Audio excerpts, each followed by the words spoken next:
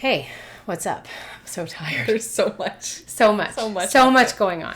I was gone last week, as we know. Yeah. Well, they probably don't know. They don't, as they didn't you miss know, a week. as we and you know. We knew. We, as in us. And I have been researching and doing all this stuff to get a jumping spider. Like, I wanted one so bad. But I really wanted to know that I could take care of it and it would be happy and all that kind of stuff. And like, I'm not shitting you, like 2 days before this event happened, I said to myself, like, I really want, a jumping spider, but am I going to do good by it? Like, I got everything, but I've never had one, right? Yeah. So I've never had like arachnid or anything like that. So I was like, am I going to do good by it? Because you know me.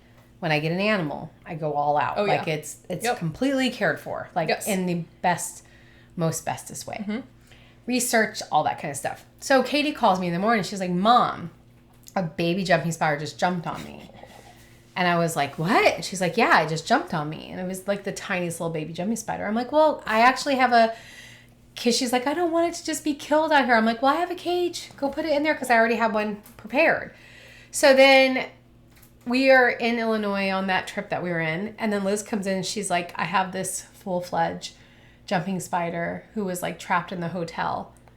Oh. And I was like, okay, well, I literally made an enclosure for him while I was there, a makeshift enclosure with a McDonald's cup, and got him. The hotel people probably thought I was crazy. I was out in the front yard stuffing grass in my pocket and a twig. Cause I didn't have any, I have moss in my cages at home and stuff, and I didn't have any of that. So I was like putting grass. And then, because I wanted to make sure he had a hidey hole, I even went down and got a little creamer container and then cleaned it out and put it in there and made him enclosure. And took care of him all the way home, got mealworms, all that kind of stuff. So the universe was like, Heather, yeah, you said you didn't think you could take care of one. Here's two. So we Amazoned another enclosure, all the stuff, everything. And I'm happy to report Draco, who's my big spider, and my other one too. I think I'm going to name, her, I don't know if it is, but Sham Hat. Sham Hat? I love that. There's a reason. Okay. And we got the new robot vacuum. His name is Enkidu. I love these names. It is from we were reading about where Bible stories develop from. And it is from a tale, a parable that was literally the oldest one. Now it comes from other ones, but this is the oldest one, manuscripted. They took a tablet and they did that. It's the oldest one that they've done. Inscripted. Yeah. Right. Yeah. That's right. I think so. It's the oldest one that they found, but they know it comes from older stories. And it has a wild man named Enkidu in there, and he comes to Gilgamesh. And Gilgamesh has a very similar story of Noah. But then there's a prostitute named Shamhat. I love that. Who teaches Enkidu not to be wild, because he got 2 weeks of the sex. He got the sex for 2 weeks, and he was like, great, I'm not wild anymore. That's all it took. That's all it took. That's it. He abandoned his animals. He said, nah, I would never. Oh my. I would never. God, no. I would literally give up sex for my animals. I would 100%. I would. Not even a question in my mind. If someone said, here, come have sex with me for 2 weeks or leave your animals, I'd be like, bye. I'm not leaving my animals. Nope. They're seeing as self-pleasure. Yeah, exactly. So I would literally never, ever, ever. No. Anyway, so the names were so amazing. Sham Hat. That I'm going to name her Sham Hat, I think. Love that. And call her Sham for short. Shammy. And then I have Draco. And because he's black and white, and he's a regal jumping spider. Regal jumping spider? And he's a regal jumping spider. That's his brand. He's fancy. And he's got the green little thingies, which aren't actually fingers. They're like pincers. They're little thingies. Yeah. And then he's black and white, and he's literally the cutest thing. So his name is Draco because I automatically thought of Death Eaters when I saw him. I see it. Yeah. I see it. And so he became Draco. And I'm actually reading a book that has an island called Draco in it. And I really love this book. So it all just ties in together. It's all just perfect timing. But you see his little enclosure. It's the best thing ever. It is the cutest little enclosure I've ever seen. Oh my God. Yeah. Both of them. Yeah. They're both just so cute.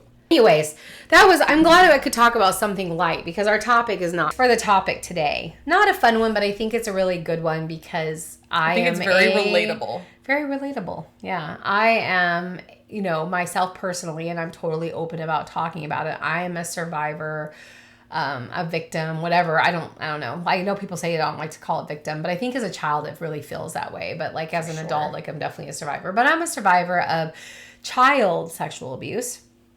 And I also am a survivor of adult sexual abuse and teenage sexual. I was gonna say all steps. I'm laughing. I'm sorry, guys. It's not funny, but sometimes I think that's the best way to handle things. I think sometimes that's just what people do. Yeah. So everybody's different, and that's just how you've handled. Yeah. I mean, just a little background. When I was 4 turning 5, a neighborhood kid. Essentially, like he raped me and then tried to literally kill me. So, but I had a very interesting story with that, which maybe we'll go into at some point in time in this conversation. Mm-hmm. And then when I was 16, I was raped. And then when I ended up having to marry one of my rapists. So I got to thinking, what is the impact of sexual abuse trauma? And there's a lot of different abuse, right? And I'm not covering all of those today. We'll definitely cover them at another time, but I'm really focusing on the sexual aspect of it. Like, what is it? Like, what is the effects having it happen when you're a child versus an adult, meaning that nothing ever happened to you as an adult, but as a child. So I went through and started really kind of looking through, what is the issue. So I wanted to start off with the number one thing is like the difference, right? Mm-hmm. Is developmental impact, For sure. So for childhood, when abuse happens during critical periods of brain and emotional development, it alters the foundational wiring of the brain. So I read a lot about that. It actually moves those pathways. It changes it. I can see it. So I used to always say, and I would say it as a kid, that I just knew. I don't think like a normal kid. Like I just didn't have, they would play certain things, they would do certain things, and I just was like, my brain is not the normal, So the brain is still developing emotion regulation, attachment mechanisms, identity, and coping skills. Abuse during this stage can disrupt the development of a stable sense of self. So when you get abused during a child, you could end up not having a sense of self, trust in others, well, duh, and the ability to regulate emotions. This often leads to complex PTSD, which is called C-PTSD, rather than just PTSD. Would you actually, you don't have your phone, I'll have to look it up. I forgot to look up what complex meant. For adulthood, the brain is already developed, while trauma still has a massive impact, and I'm not taking away from that. Again, I guess maybe I was already altered, but, I've been through all of it, The trauma does have a massive impact. The person's core personality, emotional regulation, and attachment styles are more established. So PTSD and depression are still very common. Yeah. Identity disruption may happen, but it's less foundational compared to childhood trauma. Yep. So then we have your trust and attachment. So abuse during childhood teaches the brain that relationships are unsafe, confusing, or dangerous. It leads to disorganized attachment styles. Well, that explains you. Hi. If you didn't see that episode of our attachment styles. I'm disorganized. I am too. And it literally said it stems from trauma. Now, it doesn't have to be just sexual trauma. Right, it could be different types of trauma. Like your father just not being around. Which is basically a fearful, avoidant, or anxious, all mixed into one. So difficulty trusting anyone, including oneself, which is interesting. Higher likelihood of re-victimization later in life due to confused boundaries or trauma reenactment cycles. I was literally going to ask if that is a thing, but I don't. Sometimes you don't know how to ask that because you don't want to make it sound like. I'm going to speak to this because it made me think. Because of the fact that I have had so much abuse. Every step of your life. Every step of my life. And I think back to how when life was quote unquote normal, it didn't feel like I felt a lot of anxious, and like crazy about it, right? Like literally like all I can say is like it felt like everything in my body was alive. Yeah. And like it wasn't normal. Yeah. And so I was subconsciously go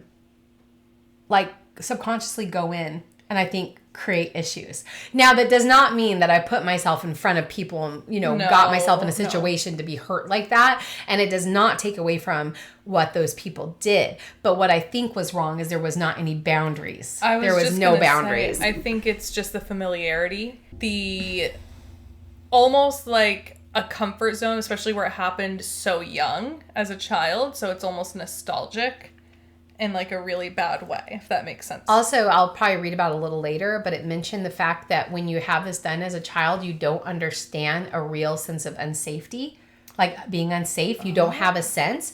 And so you go into situations and you go into a lot of unsafe situations because in your brain, and that makes complete sense because my mom put me in unsafe situations all the time. Apart from my sexual abuse, she would put me in unsafe situations, which then, so that was very normal to me. And so... Has she ever had anything happen to her? Because she's had the same pattern I've noticed. She absolutely has. She had it from her uncle and her cousin, I think it was. So she absolutely has had the same situation. Wow. But I'm going to just say... I feel bad for her, but I also made sure that the opposite happened to my children. To your children. Yeah, you didn't just be like, oh, it happened to me. Once I recognized patterns, I tried to really change those. Yes. Like safety for my kids was like number one for me, Mm-hmm. But speaking about like the trust and attachment for adulthood, this is again adults who didn't have anything happen as children. So for instance, someone who was raised in a very normal household, or I say normal, but like maybe has a very good secure attachment style, great parents, has a great relationships, and then something very awful maybe happens to them where they get raped or something like that. So we're talking about someone that's kind of on those terms, what happens to them as adults when that happens. So while trust can be severely damaged, there's often a clearer sense of this is not normal. So they tend to know that this type of unsafe is not normal, although very damaging, and you're going to have to go through therapy and you're going to have PTSD and everything. So then relationships may fracture, but the baseline of a healthy attachment may help with recovery. So because they already have that healthy attachment, it's very possible to bring that back. Yeah. Because they had such a sense of that. Yeah. So the other thing that happens is a sense of guilt and shame. So in childhood, children are egocentric thinkers.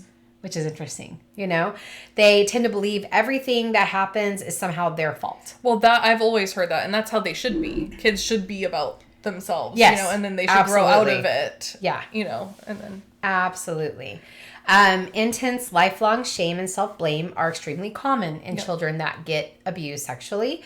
Many survivors feel rotten or bad at their core. This is sometimes called core shame. It's interesting, again, because I know growing up, I constantly couldn't figure out why I was so bad my whole life. Okay.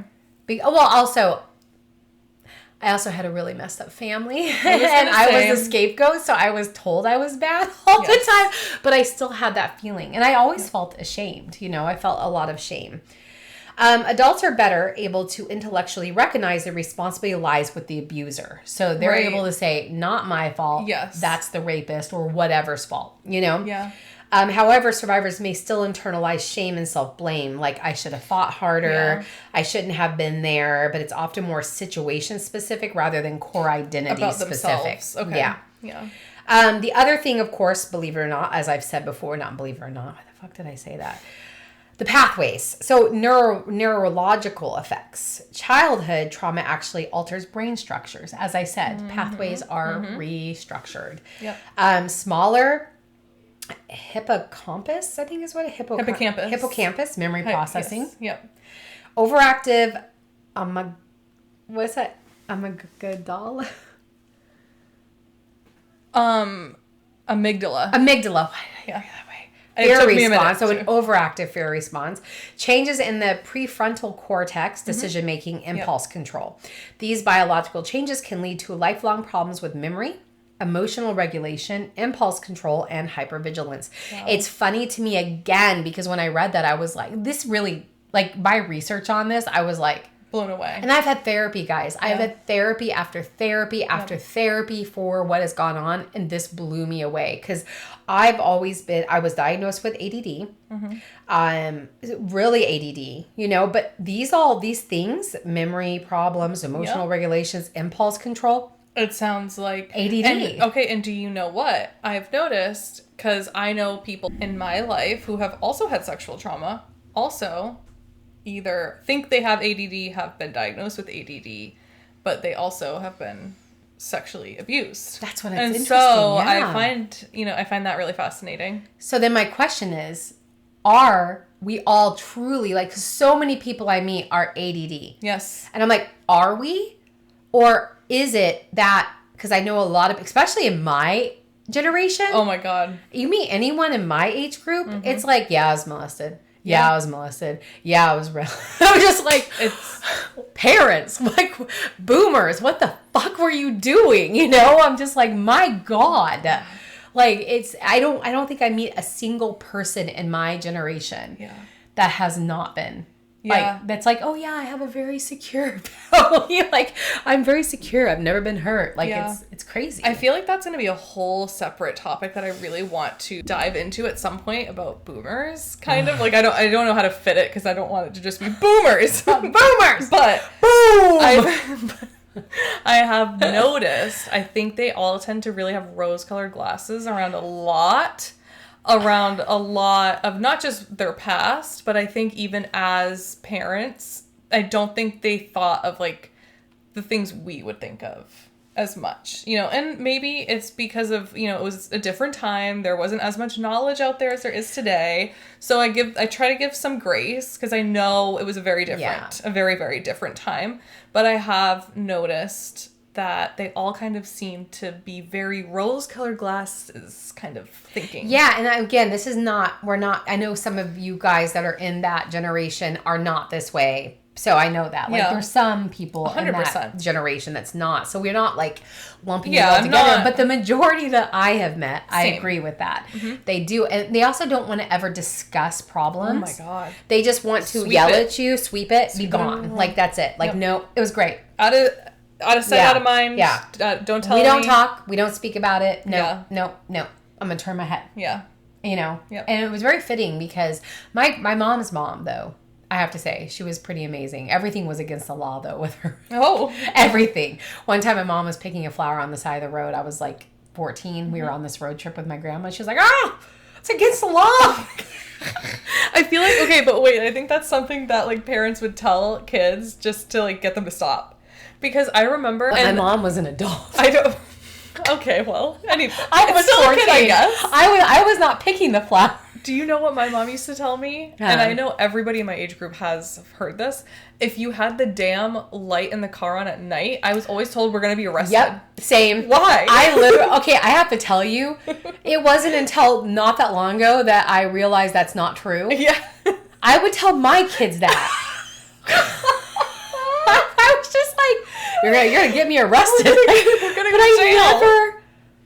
I never questioned it. I know, me either. But to be fair, my dad did tell me that they were so poor. I mean, guys, I'm a very smart lady. I am. Like, I give myself props for that. Yes. But he told me, and I think I'm a little gullible sometimes, because he told me that him and his dad, because they were so poor, that my dad had to stop going to school because my grandpa worked the night shift.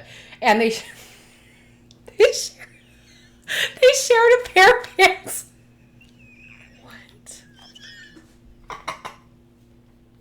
They shared a pair of pants. My dad's telling with a straight face.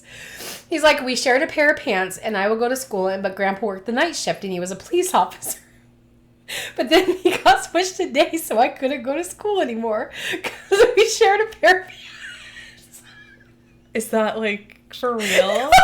Why would he say that? I don't know, but I was so sad for my dad. I went in the room and cried. Did he ever tell you, like, that was not later? True? Did he just think it was later funny? In life, like, what was the purpose of that? Later in life, he told me, I don't know, my dad did this often, but I've actually found in his generation, which is a boomer, They do that shit. And then he also told me one time, and again, I was just a kid. Yeah. There was a picture with him, and there was a tumbleweed, and he was like, "Oh, that was my pet." And I was like, "Oh," he was like, "Yeah, we couldn't afford to have a pet, so I had a pet tumbleweed." And I was all, "Oh, it's so sad." He also convinced me, because there was a picture of a child that had a different colored skin. Yeah. He convinced me that when I was a child, I was that color. I was fine with it. I didn't understand why I changed, but I was like cool with it. I was like, "Oh, Like, okay." So, anyways, I was a little off the topic, but Oh my God, that is... the pair of pants thing. I went and told my teacher, and my teacher went, "Heather," and I went, "My dad and his." I was so upset. Wait, I know. Do you know what else? Okay, sorry. This will be the last little tangent on boomers, but you know how they're always like, back in my day when I was walking to school, I would walk through the snow. I'd walk 6 miles to school. Up hills both ways. But wait, I'm like, I went on a walk not that long ago. I did a little hike that was like a 6-mile hike. That shit took me like 3 hours. You're telling me right now these motherfuckers were walking 6 miles to and from... No. It was probably a mile. Yeah. I think they're a little overdramatic sometimes. Yeah, I'm not gonna lie. Mm-hmm. But I'm like, yep. Girl, there's no way. Yeah. Okay, sorry. Rant over. Okay. So in adulthood, trauma impacts the nervous system, leading to PTSD symptoms, but the structural changes are less severe if the brain has fully matured. Okay. So that makes me wonder and ponder. Does that mean if it happens before the age of 25, that there is some, because that the brain's not fully... I would go on a limb and I would bet money that probably that is the case. So that makes me wonder, like, what is the age of what's considered an adult going through this? Now, of course, like, again... I think you know where I stand. I feel like maturity-wise, once you're 25, once your frontal lobe is fully developed. Yeah. In my mind, it would be that. Yeah. Personally. That's what I think, too. But I also wonder, like, impact, right? So, because, again, you have a lot of development in your brain, versus, like, me when I was 5. Yeah. Versus a 25-year-old. There is a lot of development already done, so you might have still a lot of foundational stuff there, but again, it's not fully formed and fully developed. So I've also heard, and maybe I'm wrong, but this is what I've heard before, that if you do have childhood trauma, a lot of the time it does postpone your growing up, kind of, like your maturity. And you know me, I'm a big kid. Everybody I know that has had that, I've noticed. Yeah, I give my Virgo the props for the very, how I can be very organized and very mature, and it's due to my Virgo. Yes. It's due to my Virgo rising. Oh, yeah. Because with my Sagittarius and all my trauma, I should be just a walking... Double Sagittarius. I don't know. I would say I would need to have like 1,000 red flags and stay away from me. That's like what I would say. Could you imagine if you were Sag Moon, Sag Sun, and Sag Rising? Ooh. Yeah, run away. And childhood trauma? Run away. I would literally tell everyone, stay away from me. Don't come near me. I'm going to mess you the fuck up. Yeah. Like, tell people that. I could not imagine. We'll have to do one. I know we did one on our last podcast, but we'll have to do one on all the different signs, like the house charting, because I talk to people and they just don't understand like the difference of how like you have your sun sign. That's whatever, that's your sun sign, but it is so not who you are completely. Nope. But me, mind you, I have a lot of Sagittarius. My Venus, I think my Mars, right? No, my Mars is something different. Your Mars is different. But my Venus, my Moon, my Sun, all Sagittarius. But then my rising comes in and it's like, hi, I'm a Virgo. That makes me think of Jenna Marbles. She's like, I'm a Virgo. I'm a Virgo. But so it comes in. It's like, because I never could quite figure that out. So that's a whole, like, we should actually do one on this podcast of ours. Yeah, I'd love that. That'd be all fun. about the different, the charting, just so you can really get a fundamental idea of who you are. Because when you start reading that shit, you're going to be like, it's mind blowing. Holy shit, that is me. Because again, I'm very Sagittarius, but there is always that part of me that, I like to organize. I like to have things structured. I like always have things put together. Yes. And it makes sense. Yep. Okay, so moving on. So another area that is different is self-identity and worldview. So if childhood trauma, sexual abuse trauma happens, like childhood sexual abuse trauma happens as a child. So when abuse happens during identity formation, survivors often never develop a secure sense of who they are. So chronic feelings of emptiness, and boy howdy have I gone through that. Boy howdy. Deep-rooted feelings of being different or broken. Hello. Yep. Difficulty setting personal goals, boundaries, or feeling entitled to happiness. I can honestly say, except for the fact that, like, so interesting, like all of these. I read those and I was like, check. I don't feel empty anymore. I've done a lot of journey to get where I am today. A lot of journey is how I can even say it. Like I've been through a lot. I've gone through a lot. I can honestly say that, like, for the first time in my whole entire life, I am unapologetically me. Yep. And I got to this point where it was like I needed to be me at the expense of everything. Yeah. Because I was never allowed. I never, ever. No. Not one time in your life got to just be you. No. I always had to be for other people. But the chronic feelings of emptiness, I remember being a kid and just always feeling that. But, you know, I was also very saggy, so I had lots of friends, and I was always in the middle of outgoing and all that kind of stuff. But I always had this, like, if I was, like, alone, which you remember, not even that long ago, I hated being alone. I love being alone now. Yeah. I love, like, driving all by myself and, like, going to store. I like being alone. Yeah. Well, now you know yourself. You're comfortable with yourself. Yeah. Hated being alone. It, like, almost panicked me to be alone.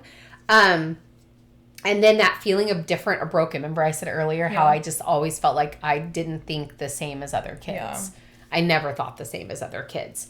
For instance, I was talking to Liz about this. I remember very specifically, I don't remember if I was like 7 or 8, but I remember hanging out. My cousin had people over and he was older, and I couldn't understand because I was like hanging out with them and I really wanted these boys to notice me at 7, and I couldn't understand why they weren't attracted to me. Oh my God. So what, like, that's what I'm saying. Like, what 7-year-old would have those thoughts? I felt very upset that they weren't noticing me in that way. Oh my God. Yeah. And it's really fucked up. Like, wow. It's really fucked up. I didn't have normal kid thoughts when I played. I mean, I still played Barbies. I had kid thoughts, but like, you know, my Barbies would do things that were outside the normal, you know, and just lots of different things that I think back. Well, that makes me think I have never been like actually full on raped myself. I've had different sexual things happen. But one thing, it was before I was 6, because it was before my parents got divorced and I was living with them at the time. Yeah. And so I'm going to say probably 4 or 5. And I had a friend, like a neighborhood friend, coming over to stay the night. And she was the same age as me. And I guess, I don't remember this, but my mom told me. I woke her up like in the middle of the night and told her that this girl was playing doctor with me and opening up my hoo-ha. And when my mom called her parents were really apologetic. Like, we were afraid this would happen because that happened to her from her uncle. So she was molested. And so, of course, like, this 4-year-old girl doesn't know. So she was probably having the same thoughts like you were thinking. And that's, like, sad. Yeah, it is sad. Now, the interesting thing about me is I never put that on anybody else. Right. I kept it very in myself, and it was never towards other kids. Like, because obviously what happened to me happened to a teenage boy did that to me when I was 5. So I was very, like, drawn to teenage boys or, you know, older people in that sense. So, and I never, like, I was, I guess, lucky in the sense that I never felt like I needed to do that to anybody else. And I'm very happy because I know some kids do. Because they learn that and they're like, oh, this is what you do. I'm going to show them, you know. But, like, I never felt that way. And it's interesting that you said that about, like, the playing doctor thing, because I actually, in my research, I realized, because I always thought, like, you shouldn't play doctor, you shouldn't show each other. You know, also another factor in my household is that sex was very disgusting, bad, naughty, like, you didn't talk about it. My parents were super religious, and they would just be like, you never talk about this, it's disgusting. If there was kissing on the TV, my dad would be like, oh my God, turn it off, you know, like, kind of stuff. So it was everything was very naughty and gross and like disgusting. Even tickling. My mom freaked out, but come to find out, it's because that one guy that did that to her tickled her. And then it led into other things. But I remember my sister would just be tickling and she'd be like, oh my God, stop it. Like freak out. And so we thought tickling was very naughty, you know? So a really skewed sense of like what is not bad. And by the way, here's another thing that I can add to this being an adult. It developed in me this sense of being really turned on if something's bad or naughty or like... being really turned on if it's like something that you shouldn't be doing. That definitely happened to me. Like that gets me really going if it's like, again, bad. Yeah. And I do go more towards, but in a way for me, I'm just gonna say like just to be completely honest with everybody, like I like rough stuff. I like to be, lack of a better word, beat up a little bit during sex. But I have found for me, having that done has given me this sense of like taking it back. Like it's almost healing for me to know that I have full control. It's like very hot to me. It's like a big turn on, but like it has, so I kind of did a little research on that, and I noticed a lot of sexual survivors tend to be really into that. And I think a lot of it isn't them maybe a little bit like reenacting, but in a different way. Like they're taking it back. Well, they're making it their own. They're making their own. Yeah. And their brain is rewired, you know? And so they're like, but they're taking back that, like, it's very empowering. Yeah. Because, you know, you're in a controlled place, but it's also very hot. So I just thought about that. I was like, that's interesting. Because for me, if it's taboo, if it's naughty, if it's, you know, I love it. And I think it's hot. Oh, yes. And that's another way that my brain is messed up. So then for adulthood, and we're talking again on self-identity and worldview, the difference. So if it happens during adulthood, while self-image can be heavily damaged, adults often have a pre-existing sense of self they can reclaim or rebuild. So they can rebuild towards that more easily than a child that's now just completely restructured in their brain. So more likely to integrate the trauma into their life story rather than have it become the central feature of their identity. Okay. So it's like they can say, this is my story, this is what happened to me, versus like, this is who I am. This is my life. Yeah. Behavioral outcomes is another one. Childhood sexual abuse survivors have a higher risk for self-harm, eating disorders, substance abuse, risky sexual behaviors or sexual shutdown, dissociation, feeling out of body, or suicidal ideation. Adult survivors also at risk for these, but rates of severe dissociation and chronic identity fragmentation are lower compared to those of abuse as children. The risky sexual behaviors or the sexual shutdown. So even though I'm like, again, I tend to lean towards more of I'm very not vanilla in the bedroom, but I'm also very picky. And I definitely did not, as much as I wanted boys to notice me, I didn't want them to touch me. Yeah. So I lean towards that kind of that shutdown, like, no, you know, you don't get to touch me. Yep. And so a lot of people become really promiscuous. Yes. I was very the opposite. Even though like I would have thoughts all the time, like I would think about it, like I wanted them to want me, but I didn't want them to have me. Yeah. Like it was constant for me. Yeah. So I was not promiscuous. I was very much the opposite way. Now, the way that like, again, I wanted them to want me, people could probably say, oh, she probably was, but I wasn't, because I wouldn't go that far. I'd be like, no. You know? Do you think some of that, like obviously a lot of it had to do with the actual sexual trauma, but do you think some of that too has to do with like the other traumas of like never really feeling accepted and stuff? So like you wanting people to want you so badly, you know? Yeah, I think that could be some of it. But I also think because I really wanted them to want me sexually, I think that definitely links towards my sexual trauma abuse. For sure. Yeah, for sure. But I definitely think there's a lot of different trauma in my life that kind of is this big melting pot of trauma that I've had to work through, a lot of it. So, but I think that piece, but again, it didn't go into promiscuity for me. And I don't listen, when I say promiscuity, to me it sounds like a very religious word. I know it's not, but I hate it. I don't care if that's what you do. That's what you do. I don't care. You know, like no judgment. Like all whatever. You know, but for me, that sexual shutdown. Yeah, wasn't going that far. You know, and I also kind of did a lot of teasing. Okay. I think because I like to punish guys in a way. That's okay. Teasing them, be like, no. Do you think there's maybe, and I'm sure it's different for everybody, I'm sure it's not one way or the other, but do you think that typically most of the time women tend to be more like what you're saying and men tend to be more sexual? I'll have to do some actual like research into that, but no, I think that women tend to go, and now they did find, and again, this is one that I read a while ago, that men tend to be an offender. I could see that. So they tend to turn to doing it. Yes. Yeah. You know, I think that makes sense because especially, I guess, like when they're emasculated or whatever. My dog is in here now. He came back from a walk, so he's going to be very panty. But otherwise, you guys will hear him literally doing his squeaks. Yeah, I figured panting is better than the...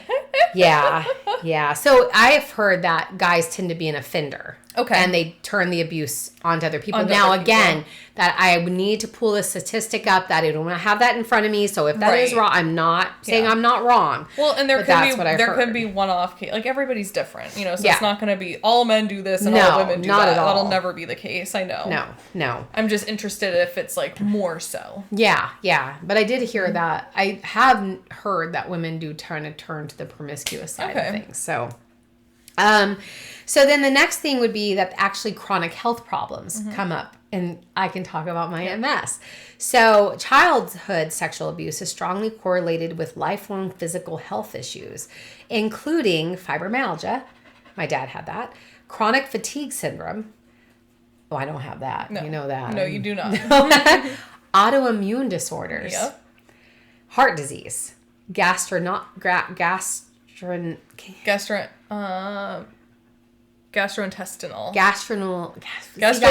I can say it in my head, but to get it to my mouth, which is actually a interesting thing with my MS. So, a disorder. This is due to long-term stress load the body carries from early trauma called allostatic load. Oh. So,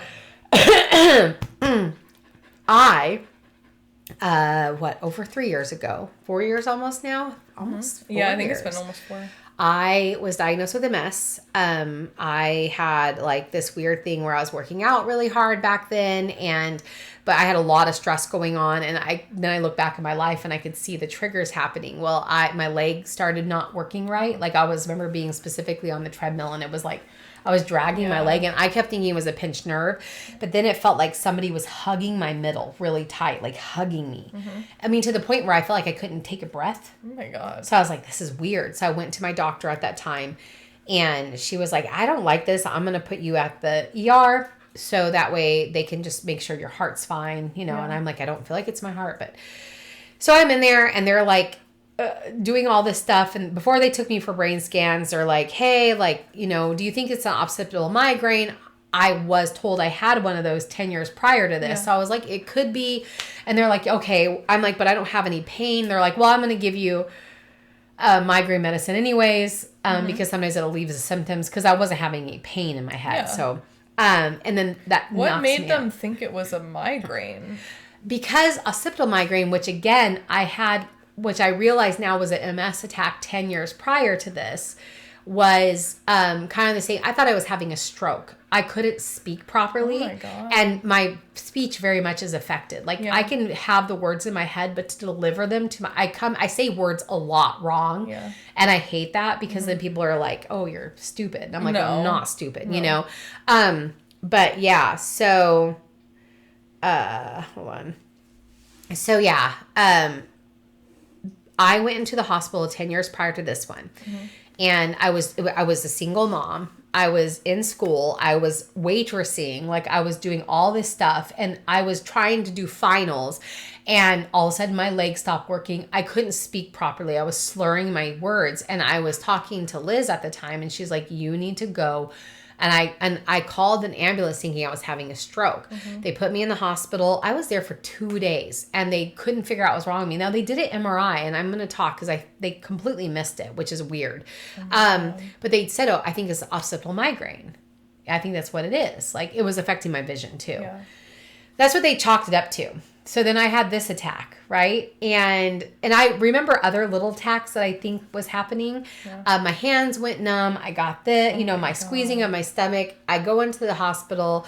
They give me a migraine medication, which knocked me out. And then they're shaking me awake. Hey. And I'm like, and Liz had to run back to take our child back home, because it was really late. And they're like, hey. And I'm like trying to wake up. And they're like, has anyone ever told you have MS? I'm like, no. And I'm like, huh? And then I was like, can you just wait till my wife gets back and tell her? Because, like, I didn't know. Like, and I went out. Well, so I go and see. Anyways, long story short, they saw the lesions on my brain, which were healing. And they saw one. And the doctor that I went and saw, she literally specifically asked me, have you ever had childhood trauma? And I said, yes, buttloads. I was like, buttloads. And she's like, okay, yep, makes sense. She goes, you have MS. She goes, have you ever had any episodes previous? And I was like, I don't think so. She goes, that's interesting because I see a spot on your brain that has been healed that's not from the most recent attack. Yeah. It made me start thinking. And I was like, oh, okay. Yeah. And I told her, and she goes, that was it. They completely misdiagnosed you. So I could have been on medication that whole time. And how long ago was that you had that first attack until you got diagnosed? 2011. Oh, 2011 or 2012. I can't remember which one. Yeah. Wow, that's crazy. Now, mind you, MS is still, like, they're really starting to understand it. They're having all this research that's coming out. They actually found this really cool research that it's also, it has to do with your gut biome, like what's going on in your gut affects autoimmune diseases. I believe that. Hands down. And it makes sense because, like, so all these, like, research is coming out about it, Wow. So I'm very lucky in the fact that I don't have the aggressive kind. Max, don't eat the plant. I don't have the aggressive kind. I am on medication. Like, I'm maintaining it. I'm things that have left, which obviously and your brain does heal, but it always leaves a scar. So if you get too many of those and you have scars all over your brain, it can affect certain things like your motor functions, your eyesight, my mouth. I have a real hard time sometimes saying words correctly. That's crazy. So it is almost kind of like a stroke in a way. It is, kind of. I mean, people can, if you have the really aggressive kind, it will kill you. Oh my God. Yeah. That's why I was like really, let me tell you, when you get diagnosed with something that that can kill you, like that's a whole And there's like different levels of it? There is. There's different types. Like there's type that's called aggressive, and you typically get diagnosed after 40 with that. Like, I think, no, it's after 50. That kind takes you down quickly, and basically it makes your brain go away. And there's nothing that can really be done. It just eats away. You take the medication to slow it down or to stop attacks. The attacks is what kill you. Not like the attacks on your brain and having those lesions constantly. That's what takes you down, and where it's attacking at. Mine is attacking in the occipital area is one area, and so I get like vision problems, like my vision will start blurring. My limp that comes and goes. I know I have like my knee hurts with gym, but like sometimes it gets real bad. So that's so nuts. But that stems from childhood sexual abuse and trauma. So, and then adults assaulted later in life can still develop these issues, but the risks multiples when trauma occurs early and without support. So like you can still get them, but usually it's very much prominent in children with the abuse. Yeah. So it's just interesting like how our body does that, right? Like, oh, for sure. Yeah. Well, it's like that book, The Body Keeps the Score. Yeah, The Body Keeps the Score. Very, very good book. Mm-hmm. Very good book. I haven't read it yet. I need to. You need to, because it's really. My brother read it, and then I read it, and it's really, really good. Mm-hmm. Resiliency factors is another one. So in childhood, resilience is harder to build without consistent, loving adult support. Never had any of that.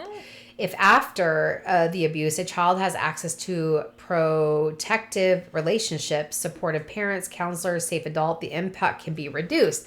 I had none of Adulthood often have greater access to external resources at that time. Yeah. So therapy, friends, financial independence that can support the healing. Right. So, yeah. Important to note, neither is easier or less real, though. I think that was good that, I just wanted to make sure, like, neither one is easier. So even if you're abused as an adult, it doesn't make it easier. No, absolutely not. It's just that, again, trauma is trauma. Yeah. It's just how you will be able to kind of work through that. And I'm not saying that's for everybody. A person that's an adult could literally have their whole life fractured. Right. It absolutely. And will. And it's a horrible thing. But, you have the skills more so than in childhood, though, yeah. I guess is... So basically, when sexual abuse occurs in childhood, it affects the basic construction of self, emotion, body awareness, and relationships, making it often more deeply entrenched. Healing is absolutely possible in both cases, but childhood survivors usually require deeper, longer-term healing, work focused on rewiring foundational patterns, not just addressing the trauma event itself. So just some interesting things on there. And again, I read deeper into this, and it's all about the foundation. Mm-hmm. So as an adult, if you've had, again, like I talked about, a secure attachment, a good family, you had those things, and you had all those, what do you call that? I can't think of the word now. The role models. Oh, role models. Right? And it's in your household, and you have those foundation to get through. Again, like, it's going to be awful and horrible, and it's awful that it could ever happen, but will have a higher chance of being able to get yourself somewhat back to who you used to be, but for children that go through it, that foundation was never there in the beginning. And they often find, now not all cases, they often find that children that go through sexual abuse are in households that are unsafe, unprotected, that the parents have had the abuse themselves before, so they don't have that idea of red flags when they meet people. But for me, it really did make it to where I was over aware. Oh, for sure. I constantly scanned. I ping red flags. But did it mean that I kept myself safe? I don't think I did. No. Like, I kept everyone around me safe, but I did not keep myself safe. Yep. I kind of like this metaphor that I read. It says childhood trauma is like pouring poison into wet cement. It hardens around the toxin. Oh. Adult trauma is like a crack in an already hardened cement. It's serious, but the foundation is still there. Yep. So it's like when you have wet cement and you're pouring this toxin, and then it hardens around that toxin. Yeah. But with an adult, it's like there's just a crack there. Yeah. And you pour that in that crack, but it doesn't get to any of the other areas as badly, It's a good metaphor. I also wanted to talk about memory and dissociation a little bit more. Mm-hmm.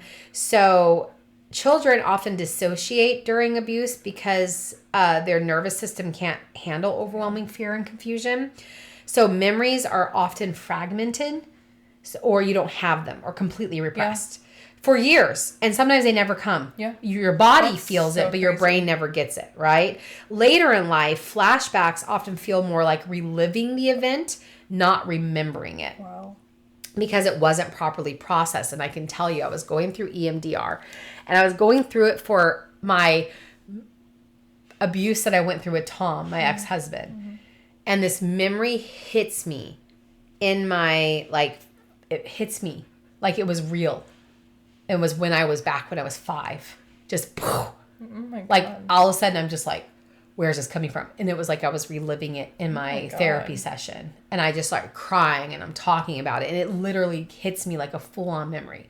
Not like it was like reliving that event.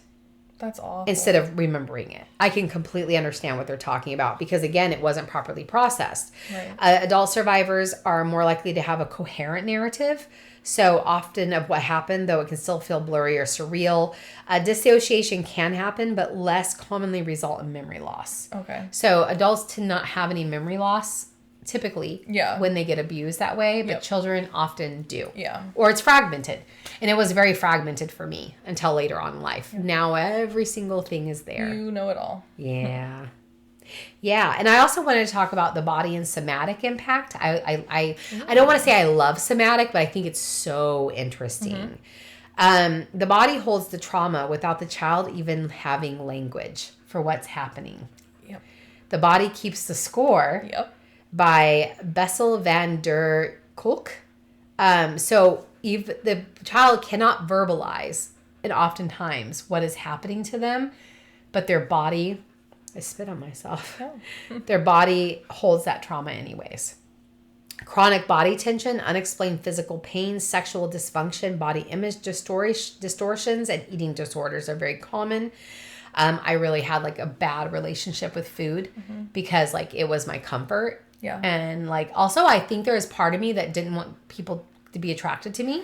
I was just gonna say I have heard that. Yeah. Because I know someone else in my life who had has like bad binge eating, and I think it has a lot to do with what happened when they were a teenager, and it doesn't feel safe. Yes. But the problem is for me, and I'm not saying this to be like I'm so hot, but me having weight before did not stop the people being attracted to me. No. The attention, the attraction. No. But I feel like it was definitely a part of it for me. I think subconsciously. I also felt like that I could fight back harder. Yeah. If I was bigger. Yes. Not as easily abductable. No. Exactly. Yeah. Like I think I truly in the back of my mind was like I have heard so many people say subconsciously, or therapists I should say that subconsciously a lot of people do that. Yeah.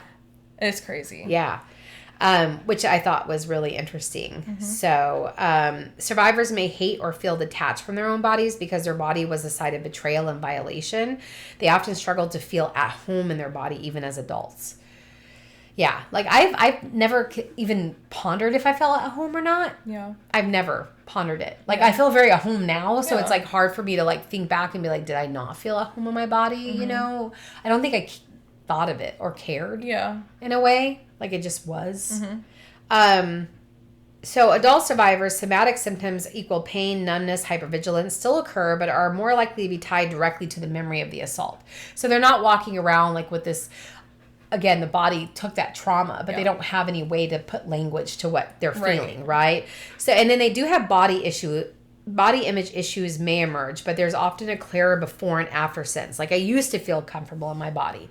Now I don't, you know, or I used to feel okay walking around in anything that I wanted to wear. And now I don't, even though that's not a reason for that to happen, but you know, just to kind of put the understanding or example out there.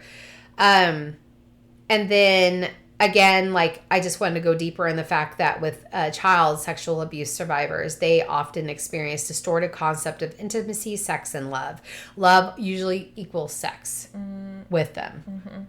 You know, they may become hypersexual, seeking validation through sex, or sexually shut down, associating touch with danger. Yeah. I often did.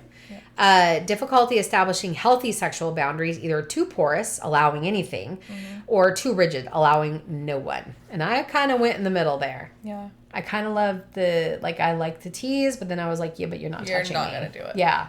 That's like my two friends, their sisters, both have the same childhood trauma from the same person, and complete opposites. One does not, she has the highest standards I've ever seen in my entire freaking life.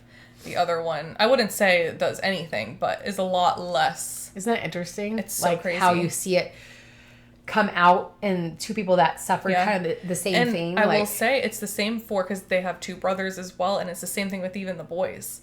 Even the one boy who actually happens to be the other girl's twin, he is more one way, and the other one is more. Yeah. He's whoo-hoo. Yeah. He went wild. Yeah.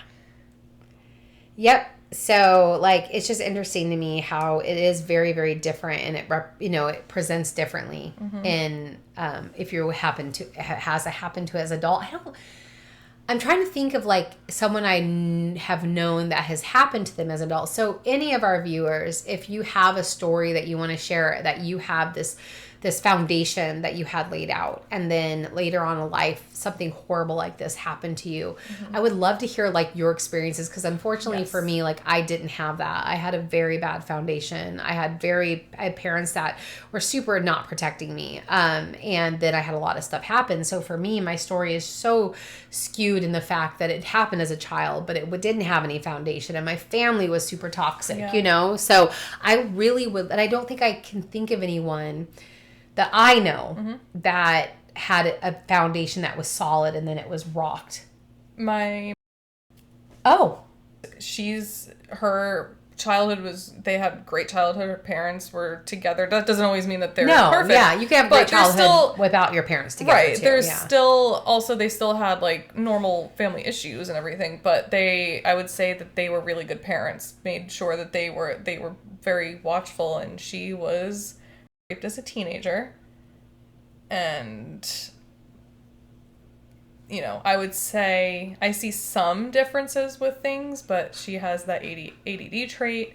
She has a lot of the... She was a teenager, though. That's not an adult. Oh, no. Oh, no. I'm saying you had good foundation. I love to hear that. I want to hear her experience, but I'm talking about, like, when they're... As an adult. Okay. Yeah, but I would love to hear, like, does she present like me when you hear my... you know, is it very... There's some differences I see. I would say she definitely, like, has that's the person I was talking about with, like, the binge eating and everything. And I would say with the ADD stuff, the not really knowing themselves as well.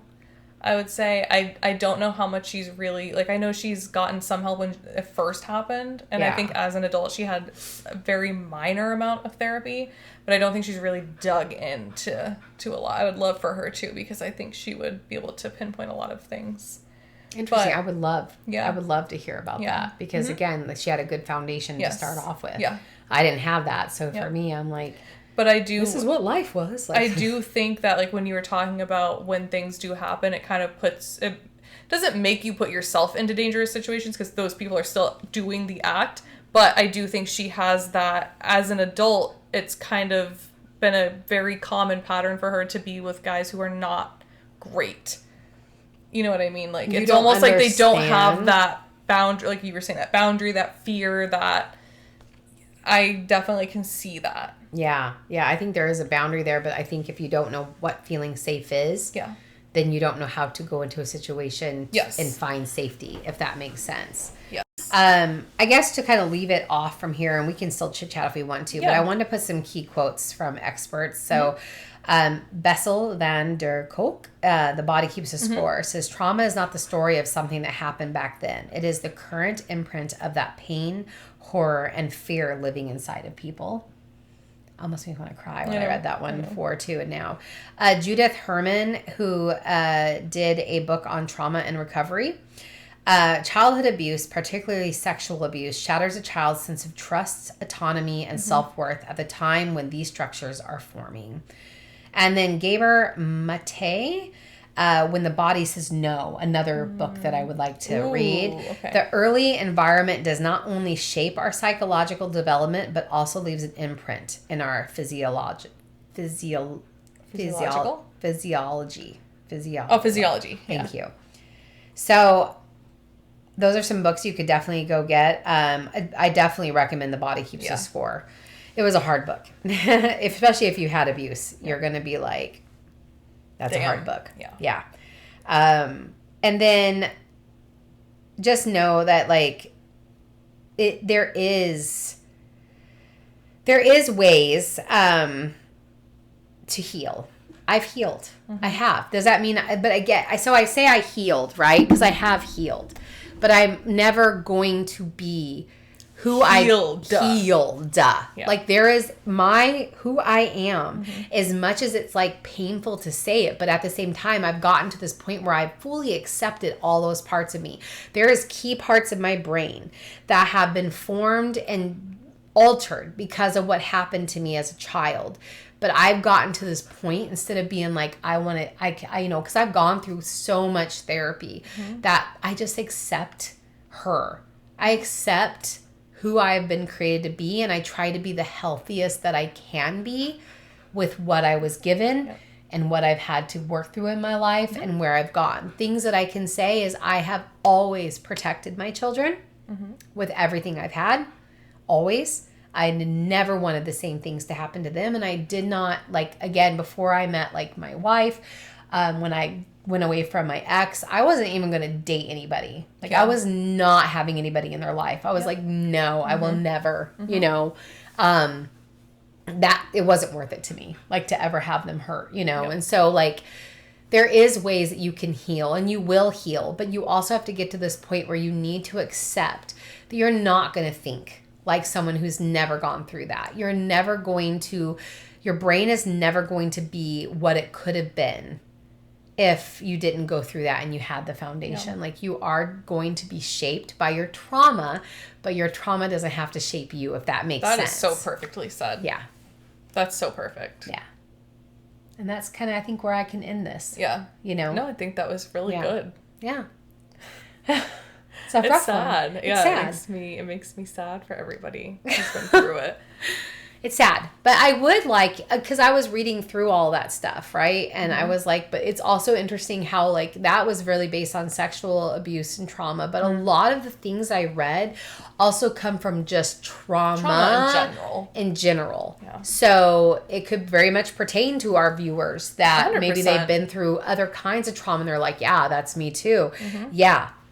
Yeah, that's you too, you know? And so I guess, that was a tough one. It was hard, but I felt really happy to be able to kind of share from a personal place of where I've been and, like, who I am now. And I'm very much have found my sense of self. And I do have a really strong understanding of who I am now. And there is things that I love that sometimes, you know, I feel a little shaky in my foundation and I might, like, get all defensive of it and stuff like that. Like, there's always room for growing. I'm never going to not grow. Yeah, 100%. You know, never. But there is a place that you can get to. Yeah. I think this is one that a lot of people themselves have been through, actually. But also I think that this is a trauma that affects everybody, like, whether you know somebody that's been through it, because I think every single person can speak for somebody in their life that has experienced it. I have known, I would say the majority of my friends and people in my life have had that happen. Yeah. To an extent. Yeah. Oh, really fast before we cut it off. I want to talk about earlier and I forgot to mention it. So I was reading about what is normal about, like, childhood experiences and what's not. So, like, playing doctor, showing each other parts. Yeah. So very normal. So even when you're 5, if you touch yourself, or like 4 and you're touching yourself, so normal. But it goes into not normal. For instance, if that little girl was like, do you want to see my part to you? And you'd be like, oh, here's mine, normal. But her opening you up and looking in it, not normal. So it's like there's this, like, barrier. It's very normal for children to be curious. Yeah. But it's when it goes into, like, a hyper vigilance or, like, a hyper or where there's no boundaries. No boundaries. Because she shouldn't have known to open you up and look in it. Well, exactly. That's the difference. As an adult, like, as a kid, I had no idea what was going on. But now as an adult looking, like, it's sad because it's like, how did she know to do that? There's only one way. Yeah. You know? And there's normal ways to handle it. You know, for me, that was a big part of my growing, and from my parents, because my parents were really crazy about, like, it's disgusting, is like, you know, normal, like, just really look up the boundaries, because it was interesting to read what was normal. Showing each other parts, normal. Touching sometimes is normal. Playing doctor, normal. When it goes farther than that, again, like, things that a child shouldn't know to do. Right. You know, curious about body, normal. When they do things that they shouldn't know to do, that's when you have to really assess the situation. So I just wanted to put that out there. I have kind of a question. As someone who has been through this trauma as a child, and I know now, I don't think your parents ever question anything about you, but had they, what is something that you could give to parents or any kind of family member or friend even that suspects their kid might be going through it? What would an appropriate way, as someone, like, obviously this isn't the end all be all advice, but as someone who's been through it, what would you say would have been an appropriate way to ask, did something happen to you? Well, I've done it, you know, honestly with my children. And first of all, you know, really seeing if your child's behavior has changed. Yeah. My behavior very much changed. Yeah. My mom, looks back now and she's like, I remember you coming home and crying like I've never seen you cry like that before. She's like, but you wouldn't tell me anything. And then my little friend in the neighborhood said, oh, she fell down. She was also being molested by the same, or raped by the same guy.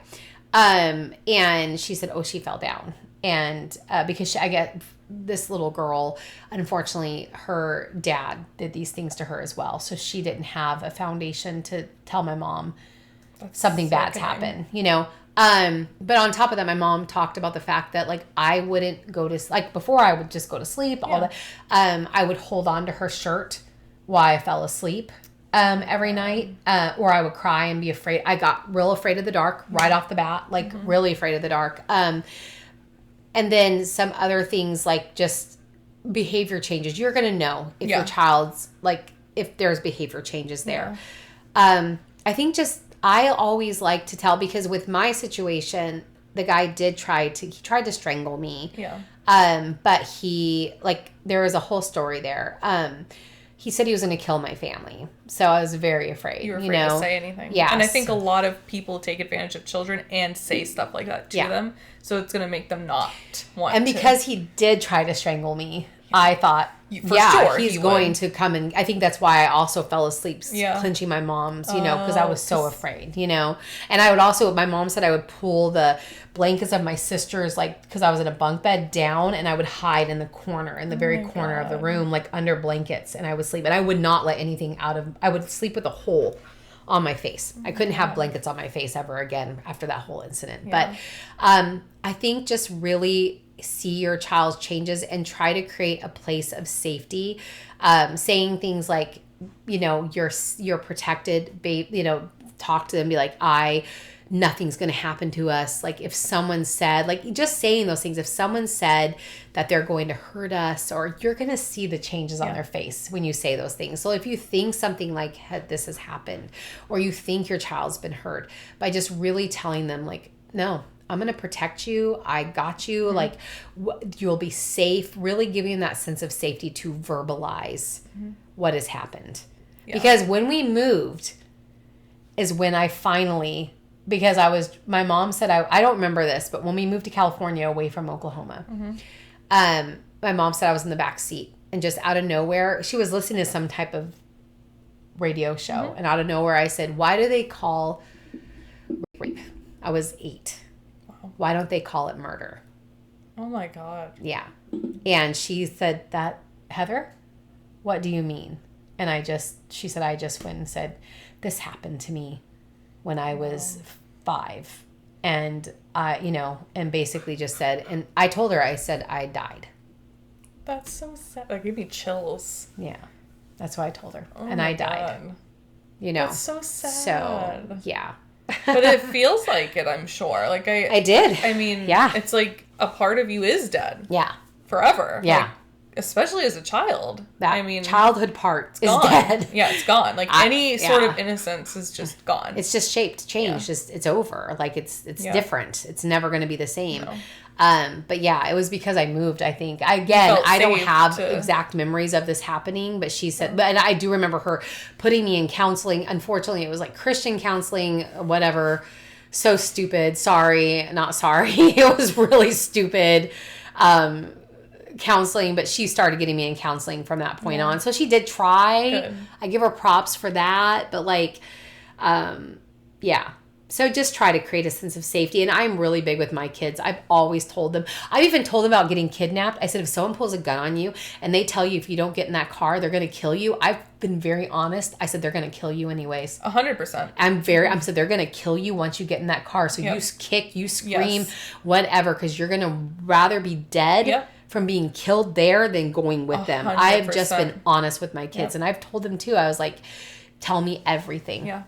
I've been very much big on that, so just having that open and honest communication with your kids, I think is super important. Yeah. So. Yeah, I think that's perfect. Sense of safety, honesty.